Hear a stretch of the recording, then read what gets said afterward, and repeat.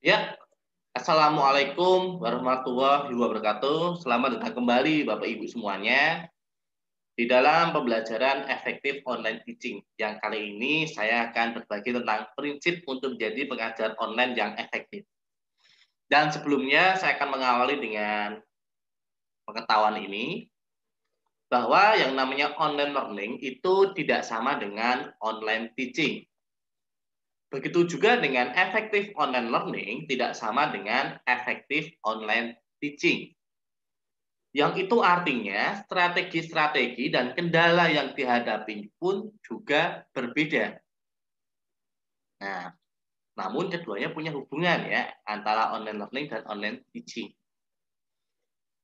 Kalau efektif online learning itu adalah siswa yang belajar dan menjadi efektif ketika siswa mendapatkan pengalaman belajar yang kuat dan tujuan pembelajaran yang terarah dan terukur. Ya, ini sudah sempat kita bahas kemarin. Sedangkan efektif online teaching itu artinya aktivitas membantu proses belajar supaya berjalan efektif. Yang artinya kita yang menyiapkan bagaimana mereka mendapatkan pengalaman yang kuat. Kita yang membantu supaya mereka pembelajarannya terarah dan terukur. Nah, supaya bisa tercapai, mereka mempunyai keterampilan sesuai tujuan pembelajaran tersebut. Nah, oleh karena itu, saya akan mengawali dari ini. Kendala di dalam efektif online teaching bukanlah seperti ini. Ya, kendala di dalam efektif online teaching bukanlah seperti ini. Efektif online teaching adalah kita ya sebagai guru yang mengajar secara online ya. Jadi kendalanya bukan seperti ini. Yang pertama, bukan tentang siswa yang keterbatasan gawai atau HP. Bukan tentang minimnya sinyal atau jaringan pada siswa. Bukan tentang borosnya kuota. Bukan tentang siswa yang lebih tertarik bermain game dibandingkan belajar. Bukan tentang siswa yang nggak disiplin. Bukan tentang siswa yang tidak tertarik belajar. Bukan tentang siswa yang tidak mengerjakan tugas ataupun lainnya. Ini semua bukanlah kendala di dalam efektif online teaching. Namun, ini adalah kendala di dalam efektif online learning. Itu hal yang berbeda. Online teaching adalah kita mengajar ya. Jadi kendala di dalam mengajar bukan karena siswa yang terbatasan HP, bukan borosnya kuota, itu bukan kendala. Nah, justru ini adalah kebutuhan mereka. Pada dasarnya, semua anak, semua manusia itu ingin belajar, suka belajar, butuh belajar. Ya, namun mereka punya kendala. Mereka pengen belajar tapi punya kendala. Kendalanya apa? Nah, anak pengen belajar tapi HP-nya punya orang tua. Hanya malam bisa belajar. Anak pengen belajar tapi jaringan nggak memadai. Anak pengen belajar tapi kuotanya habis. Anak pengen belajar tapi nggak tertarik, mending bermain game. Anak pengen belajar tapi ada suatu hal yang membuatnya nggak disiplin. Anak pengen belajar tapi membosankan. Anak pengen belajar, pengen kerjain tugas tapi ada sesuatu hal yang menahannya. Dan sebagainya. Nah, berarti tugas kita, teaching inilah, kita yang membantu kebutuhan tadi. Kebutuhan anak belajar tadi. Yang menghambat mereka akhirnya bisa belajar. Bagaimana dia bisa belajar meskipun terbatas HP-nya. Kita membantu mereka tetap bisa belajar. Meskipun sinyalnya minim. Kita tetap membantu mereka proses belajar. Meskipun game lebih menarik dibandingkan pembelajaran. Semacam itu.